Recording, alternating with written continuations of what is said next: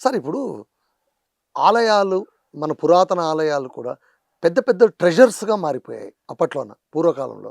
ఆ సంపదలు సార్ అవన్నీ ఇప్పుడు చూస్తూ నేను ఒక ఉంటే ఒక ఒక చిన్న విషయం మధు గారు, మీరున్నారు. మీరు బ్రహ్మాండంగా ఇప్పుడున్నంత భయం లేదప్పుడు. అవును. భయం లేదు మీకు. హ్మ్. మీ దగ్గర బోలెడు డబ్బుంది. బోలెడు డబ్బుంది. డబ్బు అనేది అసలు మీకు ఒక ఇది కాదు. ఏం చేస్తారు? ఇప్పుడు ఒకసారి బాగా డబ్బున్నోళ్ళు, బాగా ఎక్కడ డబ్బున్నోళ్ళు పడితే అక్కడ తిరుపతి దాచిపెడతారు. తిరుపతికెళ్తే ఏం చేస్తున్నారు? హుండీలో వేస్తారు.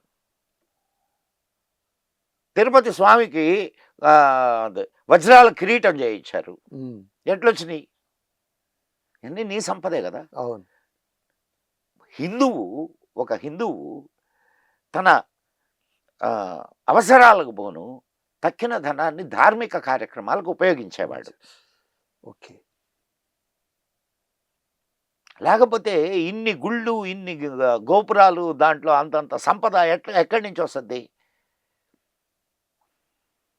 సార్ ఇప్పుడు మీకు సోమనాథ దేవాలయాన్ని సోమనాథ దేవాలయానికి బంగారు వాకిలుండేది. ఓహ్! బంగారు వాకిలి. వాకిలే బంగారంతో తయారు చేశారు సార్. దానికి ఆఫ్ఘనిస్తాన్‌కి తీసుకువెళ్ళడానికి, ఆ వాకిలిని తీసుకువెళ్ళడానికి 4 ఏనుగుల దీన్ని ఏర్పాటు చేసుకున్నాడు వాడు. అంత పక్కాగా దోచుకెళ్ళిపోయారు. ఒక్కసారి ఎళ్ళిరండి మీరు సోమనాథ్ దేవాలయానికెళ్ళి, సోమనాథ్ దేవాలయంలో అక్కడ దొరికినటువంటి అంటే ఆలయ శిల్పాలు అయన్నీ శిల్పాలు. హ్మ్. ఉన్నాయి. హ్మ్. పడగొట్టి భయంకరంగా ధ్వంసం చేసిన శిల్పాలు. కళ్ళ నీళ్లు పడతాయి సార్. కళ్ళ నీళ్లు పడతాయి. నిజంగా ఆనాటి ఆర్కిటెక్చర్‌ని ఉపయోగించి ఈనాడు ఒక్క ఆలయం గూడా కట్టలేకుండా ఉన్నారు. రాతి ఆలయాలు. సార్ ఈ విషయం మీతో నేను ఖచ్చితంగా కొన్ని అడగాలి. చెప్పండి. నేనిక చెప్పండి తట్టుకోలేకపోతున్నాను. సార్. చెప్పండి సార్ సార్. ఇప్పుడు కేరళలో అనంత పద్మనాభ స్వామి ఆలయం. అందులోన 6 గదులు ఉంటే 5 గదులు ఆల్రెడీ తెరిచేశారు. ఆరో గదిని మాత్రం తెరవలేకపోయారు. అది నాగబంధం ఉండడం వల్ల తెరవడానికి వీలు లేదు అనే మాట వినిపిస్తోంది. అందులో ఉన్నటువంటి సంపద ఈ 5 గదుల కంటే రెట్టింపు ఉంది అన్న మాట కూడా వినిపిస్తుంది. ఉండొచ్చు. ఈ నాగబంధము తెరవడానికి రాకపోవడము ఇలాంటివి ఉంటాయా సార్? ఎందుకుండవు సార్? హ్మ్. ఎందుకుండవు చెప్పండి? హ్మ్. ఒక ఒక సిస్టమ్ ప్రివైల్ అయింది సార్. హ్మ్. ఆ సిస్టమ్ నీకు తెలీదంతే. ఓకే. ఇప్పుడు తెలియనంత మాత్రాన మనకు లేదు అని చెప్పడానికి లేదు. హ్మ్. ఇప్పుడు అక్కడ రాజులు ఎట్లా ప్రవర్తించేవాళ్ళో తెలుసా మీకు? ఏది ఆహ్, కేరళ. ట్రావెన్‌కోర్. ట్రావెన్‌కోర్. అవును. ట్రావెన్‌కోర్ రాజులు హ్మ్. ఆ దేవాలయంలోకి వెళ్ళి బయటకొచ్చేటప్పుడు కాళ్ళు కడుక్కొని బయటకొచ్చేవాళ్ళు. ఓహ్! అంటే ఆ దేవాలయంలో ఉండేటటువంటి ఇసుక కూడా మేము బయటకు తీసుకురాకూడదు. ఓహ్! అంత ధార్మిక నిబద్ధత. అంత ట్రావెన్‌కోర్ రాజులు స్వామి పేరు మీదనే రాజ్యం చేసేవాళ్ళు. హ్మ్. ఇక్కడ ఒకటి గుర్తుపెట్టుకోండి. రాజు ధర్మానికి బద్ధుడు ఇక్కడ.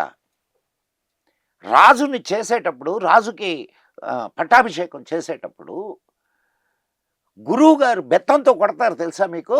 ఓహ్! ఎందుకు సార్ అలా? నేను ధర్మానికి బద్ధుడిని. హ్మ్.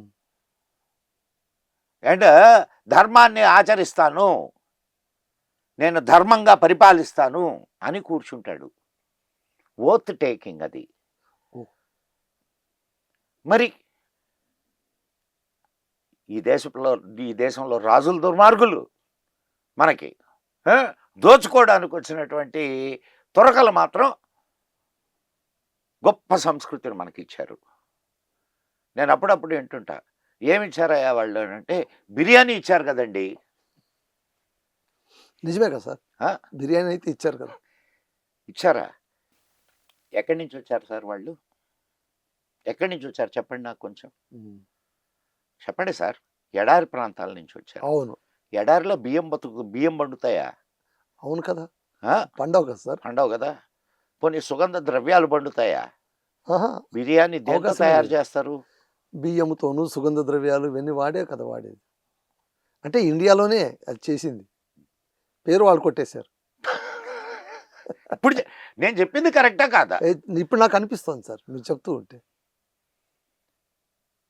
అదేదో ఎక్కడి నుంచో మనం ఇంపోర్ట్ చేసుకున్నట్టు మన ఫీలింగు. హ్మ్. సార్ వాళ్ళకి తినడానికి తిండి లేక ఇక్కడికి ఇక దోపిడీకి వచ్చారు సార్. ఈ దేశాన్ని దోచుకోవడానికి వచ్చారు. తినడానికి తిండి ఈ రోజు కూడా నువ్వు బియ్యం ఆపేస్తే నీళ్ళకి చస్తారు. ఇప్పుడు బంగ్లాదేశ్ పరిస్థితి ఏంది, పాకిస్తాన్ పరిస్థితి ఏంది? మొన్న ఒక సమయంలో ఇక్కడి నుంచి ఉత్పత్తుల్ని పంపించడం ఆపేశారు మా గవర్నమెంట్. మళ్ళా కాళ్ళబేరానికి వచ్చి బాబు బాబు బాబు. సరే ఇప్పుడు నాకు అర్థం కానిది ఒకటి, ముస్లిములు మన ఆలయాలపైన దాడులు చేసింది అది మన ధార్మిక విధ్వంసానిక, ఆదాయాన్ని దోచుకోవడానికి, సంపదను దోచుకోవడానికి? రెండు సార్, వాళ్ళకి రెండు. ఓ. బుత్పరస్తి అంటారు, అంటే విగ్రహారాధన. అవును, విగ్రహారాధన వాళ్ళకి ఇది కాదు, కూడదు. ఆ పేరుతో దోచుకోవాలా. ఇక్కడ ఆలయాల్లో విపరీతమైనటువంటి ధనం ఉండేది. అవును, నేను ఇందాక చెప్పాను కదా సోమనాథ ఆలయం. అవును, సోమనాథ ఆలయాన్ని దోచుకొని 300 ఒంటెల మీద 300 ఒంటెల మీద సంపదను తీసుకుపోయారు. నేను చెప్పడంలో ఇది చరిత్ర చెప్తుంది.